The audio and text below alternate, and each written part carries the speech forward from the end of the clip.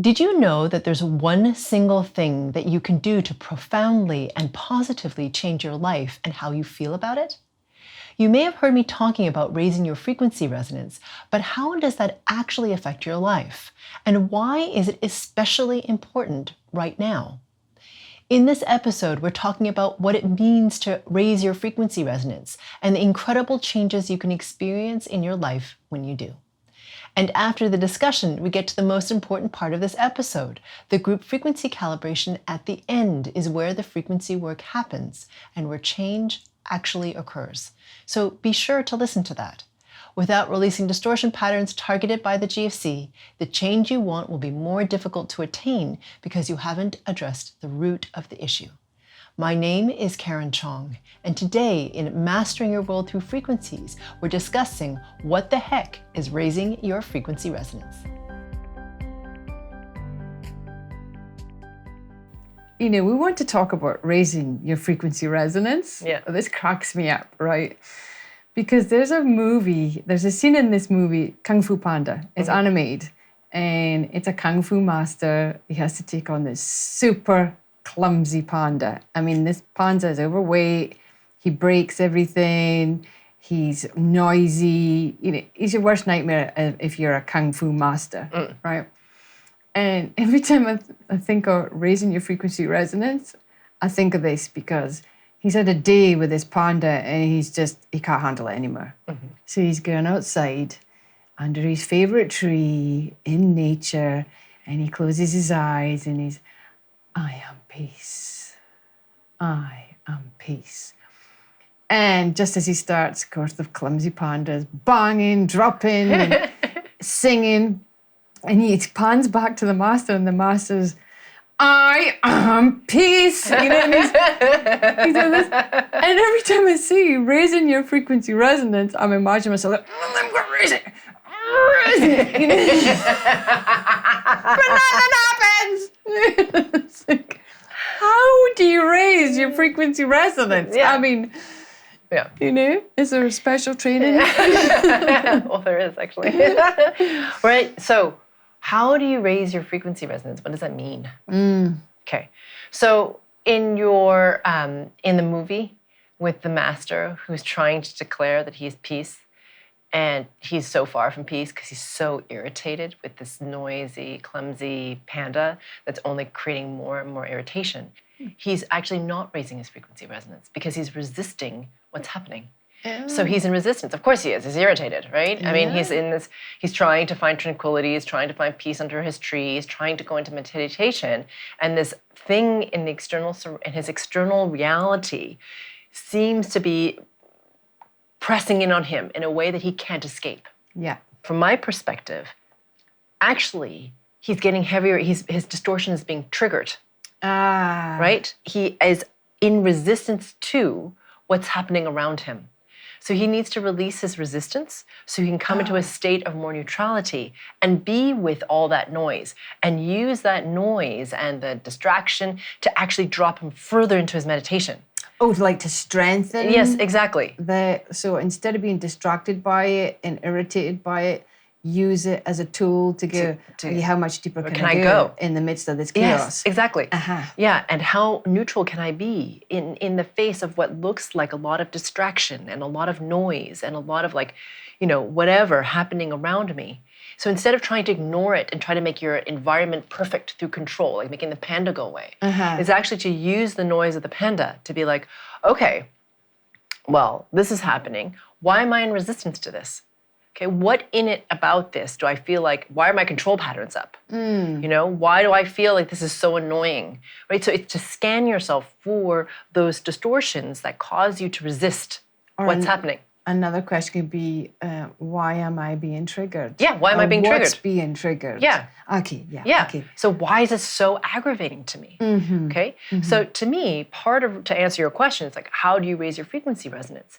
It's actually to internally strengthen, to be able to use whatever's happening around you to deepen yourself. Okay, so I'm actually going to rephrase that because I can understand for people, they're just like, I don't even know what that means. Okay, I'm going to go way back. I was going to say, what does that mean? Internally strengthen mean? Yeah. Okay, so to me, let me just bottom line it. Okay, I'll just make it easier for everybody. Yeah. How what the heck do I mean by raising your frequency resonance? It simply means the vibrational level that you are. Yes, that's what I mean by raising your frequency resonance means to raise your vibrational level, the rate at which you vibrate. How do you do that? You do that by releasing distortion patterns, which are heavy around you. They're all around you, layers and layers and layers and layers of them. And because there's so many layers of them, they're really heavy. When you cast off the layers, okay, and whatever rate you do, however you do that, your frequency resonance gets clearer and brighter. And as a result, gets higher. That's all. It's very simple. So raising your frequency resonance simply means quickening your frequency vibration. How you do that, the fastest way to do that is to release the distortion, the heaviness around you that causes your frequency resonance to be lower. That's it. Okay, so if I take what you've said and bring it into my practical, everyday, 24 hours, 7 days a week life, how I do that by releasing the distortion patterns is by maybe first going, okay, I'm being triggered right now because I recognize I'm trying to control, or I'm being irritated, or I'm agitated, or something has moved me out of being harmonious into disharmony. Yes. And so I can scan myself and go, oh, that's a trigger. Yeah. So that trigger would indicate, oh, that's a distortion pattern. Yes. And that's when I start to work on that, release that, and therefore that helps to raise my resonance. Exactly. My resonance. That's exactly right. Because what triggers you, for example, doesn't trigger me. Yes. So for example, in your example of the master, right? So some people, I mean, he was very triggered by that, right? Because he was like so agitated that he's been around, his patience is taxed, he's tired probably, and now this bear is making all this noise and it's very irritating, right? So it's the opposite to him from tranquility. Some people might be there and be like, I don't even hear him. Yeah. Like, I don't even understand why you're getting so agitated. It's not that big of a deal. I mean, so he's clinking around, whatever, just ignore it. Yes. It's different triggers. We have different patterns that trigger us. So our triggers or our feelings can be an indication of where the distortion lies. Right. Right. And then when you do frequency work, okay, so let's just imagine you realize, oh, I'm so agitated because I feel in my mind like I have to have this perfectly controlled environment in which everything is like quiet and serene. And if somebody comes into that space, it's just, I'm being disrespected, I'm frustrated, I can't, you know what I mean? I can't have my focus the way I want it. The environment is, whatever. I'm not in control of it. So you have all, and you're like, whoa, I had no idea that was all going on. Yeah. So then you can do, for example, a group frequency calibration meditation or something like this on control. Ooh, and could you also, like in that moment, because let's just say you're somewhere and you can't just go upstairs and put on your GFC. Yeah. But you talk a lot about the core essentials, right? Yes. So is that a moment then to go, wait a minute, I can do GPSing or triangulation, as we call it. I can do my breath to bring myself back into my body, feel the ends of my toes. Yeah. Is that kind of part of the whole process? Or, yeah, totally. Yeah. So what's really awesome about mastery and momentum, refining the 6 core essentials, is honestly, it doesn't take much to gain mastery, but you have to practice. Yeah. And it's not about practicing like 10,000 fancy steps. That's not what creates mastery and what creates momentum. What creates mastery and momentum is to refine and to cultivate what are, a number of small things. And you do that over and over and over and over again. Then all of a sudden, the tools you have available to raise your frequency resonance are really strong. So that means that when that turmoil is happening around you, it's okay. Because you can just call up, as you say, one of these tools and be like, okay, here's my toolkit. Here's what I can do. I'm going to do one of these things. And it also makes you feel more relaxed and more empowered, because you're like, okay, I'm confident now, right? So whatever's going to show up for me, I've been practicing my 6 core essentials. And as you do that, you not only become more confident, you actually strengthen internally. Yeah. So that means, what does that mean? That means that you get stronger and not as affected by the external reality. And because you're focusing on practicing these 6 core essentials, not only does your frequency resonance go up because you're being strengthened, because you're not being pulled into the external reality, your frequency resonance is rising. So all these things, I'm talking about it linearly, but all these things are happening at the same time. Yeah. And these 6 core essentials, honestly, it doesn't matter what level of frequency resonance you're at. If you do these 6 things, you're going to rise in your frequency resonance. Really is really what it comes down to. And it's really spectacular when you do them over and over again. We had a client who took the first part of Mastery and Momentum. We're finding the 6 core essentials. So we'd only given one at this point in time. Yeah. And when she started, the reason in part she took Mastery and Momentum is because she had family members who were always pushing into her space. Right. And they did it so abusively that whenever they would call her, she would actually shake. Oh. And almost want to, she would feel sick. Because it was so, when that person came into her space, it just felt so bad to her. And so Mastery, the core essential number 2 is holding your space. Yeah. Yep. Now, when the person calls her, she knows how to hold her space. So when that phone rings or the text comes in, it doesn't bother her. She's able to hold her space because she has the tool. Yeah. And if she feels a little wobbly, she just listens to the GFC. And then she can do it better. You see? But now it's really fascinating to watch because on the surface, it might not seem like that big of a deal. To her, it's massive because now she's not, she doesn't have PTSD from interacting with this family member who's pressing into her space. Yeah. She can hold her space with that person. Yeah, and she feels internally stronger. Yes. Yeah, exactly. Yeah. Okay, so ultimately, to raise your frequency resonance has got nothing to do with weight training. No. Although it can feel like it sometimes. Yeah, a whole lot of using the toolkit that you've provided in a lot of your work, but mainly in the Mastery and Momentum. And the key part being to use it. Yeah, right? Exactly. And that you can do it. Yeah. So here's another thing I just want to suggest for people. For so long in the spiritual community, there's this underlying assumption that we are broken, that we are not worthy, that we need to be healed, we need to be saved by somebody greater, stronger, more powerful, more awake than us. Yeah. Right? This is a fundamental thing that we're broken. Mm-hmm. And you are not broken. Okay? I just want to be really clear about this. Now, you may not know what you're doing yet. Yeah. Right? You may not yet have enough momentum to actually break free of what keeps you bound in the same reality you keep creating. Mm-hmm. But you don't need someone to save you. You are here to liberate yourself. Yeah. Okay? And it's really time now, as this new consciousness comes in, for you to understand that you can choose something different. You don't need to be blessed by someone. Yeah. You don't need to be healed by someone else. You alone have the power to do this for you. Mm-hmm. All you need to do is find the tools that work for you and then practice and raise your frequency resonance. Okay? And a lot of people come to me and they think that I'm going to save them. I'm going to make this really clear. I don't save people. Yeah. That's not my job. My job is to help you and to maybe guide you, to give you some tools, but you are here to save you. You are here to remember who you truly are. So I'm saying this because there's so many guru types out there who want to lock people in the place that they are because they reinforce the idea that you're broken without them. Well, that's bullshit. Okay? You're not broken without them. Yep. You have divinity within you. You have a brilliance within you.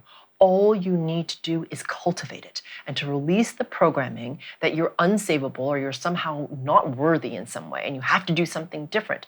I mean, yes, you have to do something different in the sense of empower yourself, right, by learning different tools. And what you'll notice, the wonderful thing about frequency work is as you do more of it, you'll realize your own power. You'll come into your own authority. And it's a really spectacular thing to witness because some people, the amount of change that can happen in such a short period of time is breathtaking. Yeah. People who had been in suffering and felt they were non-worthy and being abused by people around them, literally in weeks or months, feeling totally different and able to stand their ground and be that is not acceptable to me. Mm-hmm. That's not okay with me right now. I am better than this. Yeah. Yeah, we have a saying in our house, and it's I think it's more pronounced in the religious communities, but we're not really religious in any way whatsoever. But I like to borrow this phrase, and it says, "There by the grace of God are we." Mm-hmm. And for me and our family, if you don't live the life that you've been given to the maximum potential that you've been given, then that's the sin, Yeah. right? It's totally true. And I'm just going to share, thank you for mentioning that, because, it's funny. I was in meditation once, and I was asking to see my teachers. I have different teachers. I've been guided by different people on the way. Yeah. What their connection to pure source was. Yeah. Okay, it was an exercise I was doing just to, I don't know, because I was curious. I'd never asked that question. Yeah. So I was asking meditation to be shown the connection of each of these beings with source, pure source, or the divine, or the one, or whatever you want to call it. And it was revealed and all this sort of stuff. And I found it fascinating. I didn't have any expectation of it. And when it was revealed to me, I was like, oh, the clarity of this particular teacher. Or here it's clear up to the point where they get into their ego mind, and challenges here. Or clear, but then ego mind and body sort of a problem, or whatever it was. But I could see all that stuff. Yeah. And at some point, I don't know why I even asked this question, but I asked to see the connection of my husband, Chris, with source. Yeah. Right? Because I was asking about the teachers, and I'm like, well, he's one of my teachers. Actually, he's not formally a teacher, but he's one of my teachers. Yeah. So, and then when I saw how brilliant he was, I actually cried. Because I was like, oh, wow, that's amazing. And then I dared to ask the question, what do I look like? Ooh. What's my connection to the divine? Yeah. And it makes me a little emotional, but when I saw how brilliant and huge I was, it was like humbling in a way, but also like spectacular. And I realized in that moment, if I play small, I'm not disrespecting just like me, Karen, like the human. Yeah. I'm disrespecting that being, that amazing, brilliant, huge being. And how dare I do that? I couldn't, you know what I mean? It was just such I remember crying a lot after that. But that's what it is, to raise your frequency resonance, is to come into that remembering and the embodiment, or the feeling sense of honoring the you, not the human, not just the human you, but the you, this amazing being that is you on a different level. Okay, so, I hear what you're saying. Yeah. But I do have a question in the back of my mind, listening to what you're saying. Yeah. Are you saying that you're better than all them other people, teachers that you met along the way? Oh, no. Yeah, no. All I'm saying is that I was able to witness the brilliance that I am. They also have that brilliance, I'm not saying I don't have any distortion, because I do. I've never claimed that. So I'm not saying I'm free of distortion. It was the first time that I witnessed my own brilliance. That's really what I'm saying. So in that moment, for some reason, I was able to witness that fully of myself. There's also distortion around me as a human, just like there's distortions in them as human. And they all, on spirit level, were incredibly brilliant too. Yeah. So it's not like I'm better than them. It's just that I saw myself in a way that I hadn't before. Because for them, I'd always elevated them. And I'd always seen their brilliance. Okay, but you hadn't seen the I human. hadn't seen mine. Yeah. Or yours. Yeah. Right. Yeah. Okay. Because, or their humanness, as you just said. Yeah. With such clarity. Does that right. make sense? Yeah. Because the other thing I feel like is important to add, is in seeing your brilliance and in not playing small, how that serves the collective and serves all of us, right? Yes, and this is not just for me, it's for everybody. Yeah. Okay? When we start to recognize the brilliance that we are and to honor that brilliance within, what happens is that ripples out into the consciousness of humanity. And it raises that consciousness, because all of a sudden now, there's somebody who remembers their brilliance. and the potential that we have, which means the resonance of the collective goes up. That's what I was going to say. So we are raising the collective frequency resonance. Exactly. As well as our own personal That's right. frequency resonance. Yes. So even if you don't... it's a win-win. Yes, exactly. And even if you're not even thinking about the collective, you're like, whatever. Yeah. Right? You're just having your experience and whatever. You don't even have to be thinking about the collective. Yeah. What happens as a result of your frequency resonance rising is the collective rises too, because we are one. So I know it seems like we're all separate, running around, doing our own things, concerned about different things, and it can seem like we're very separate, but we are all one. So, and that's the wonderful, amazing thing about raising your frequency resonance and about frequency work, is that by doing the work on ourselves, we're actually raising the consciousness level of humanity. It's really amazing. And by doing that, you're creating an embodied example of what is possible. Yeah.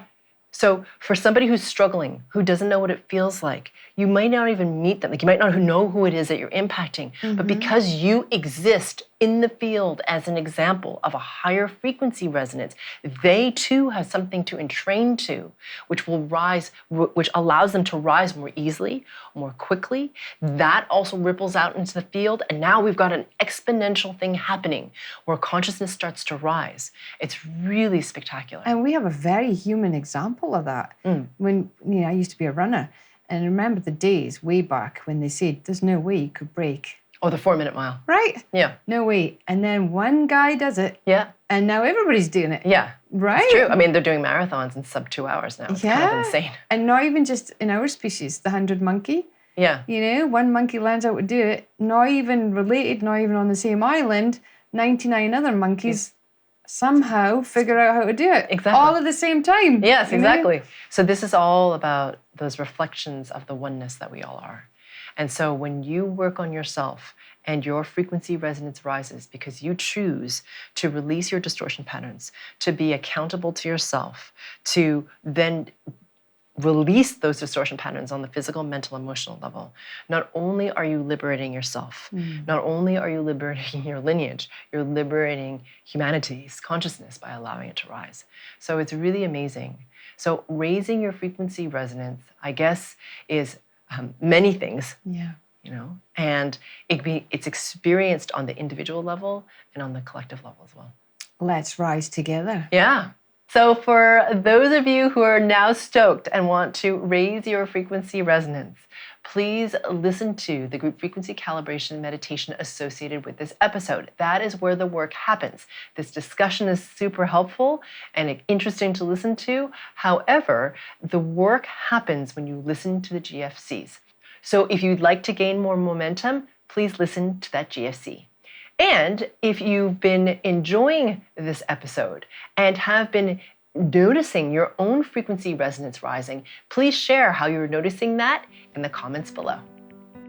We're about to start the Group Frequency Calibration, or GFC, where we actually do the frequency work and where change is catalyzed. To get to the GFC, click on the square that'll appear to the right or the link in the description below. It's time to bring in a new experience, a new consciousness, and a new world. Let's rise together.